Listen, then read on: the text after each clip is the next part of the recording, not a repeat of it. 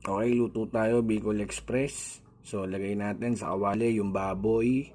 So, hintayin natin magmantika yan.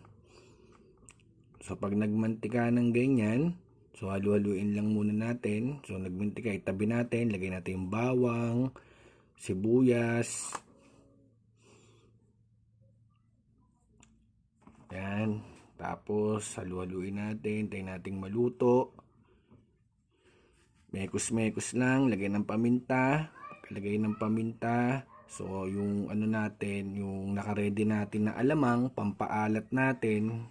Hindi na tayo maglalagay ng asin kasi yung alamang natin, yung maalat na yan. Kaya, hindi na natin lalagyan ng asin yan. Yan, yung alamang haluin natin.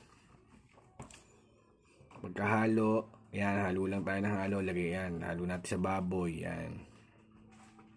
Mekos-mekos lang natin yan, insan. Mekos-mekos. Takpan natin, tayo natin maluto. Yan, maiga-iga. Tapos lagyan natin ng tubig. So, syempre hindi pa luto yung baboy natin dyan. Yan ang magpapaluto dyan, yung ating nilagay na tubig. Papalambutin natin maigi. So, takpan muna natin ulit. Yan, maya-maya, ganyan na yung itsura niya. Luto na yung baboy. Lagay na natin yung sitaw natin. Yan. Tingnan naman natin maluto yung sitaw. Yan, halo-halo lang natin. Tago. Takpan natin ulit. Yan. Maya-maya konti, luto na yung sitaw. Yan, pagkaluto ng sitaw na ganyan, ilalagay na natin yung ating gata. So, ginamit ko dyan yung Coco Mama. Coco Mama! Baka naman. Yan, masarap yan gamitin guys. Gamitin nyo rin yan Coco Mama. Masarap din yan. Bagay na bagay sa may gata talaga. So, halo-halo. Hintayin na lang natin yan maiga-iga. Maluto.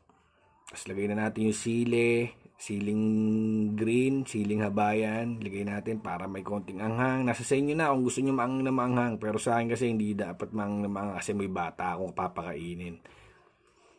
Yan, luto na yan. So, lagyan natin din ng konting siling pula para kahit papano may konting anghang siya. Yan, ganda na. Nagmamantika na yan. Ready na yan, mga par. Ready na yan. Ready na. Napakabilis lang lutuin yan. Kaya yata Bicol Express yan. So, yan na ang ating finished product. Napakasarap yan. Saka wala tayong mga nilagay na mga ano dyan.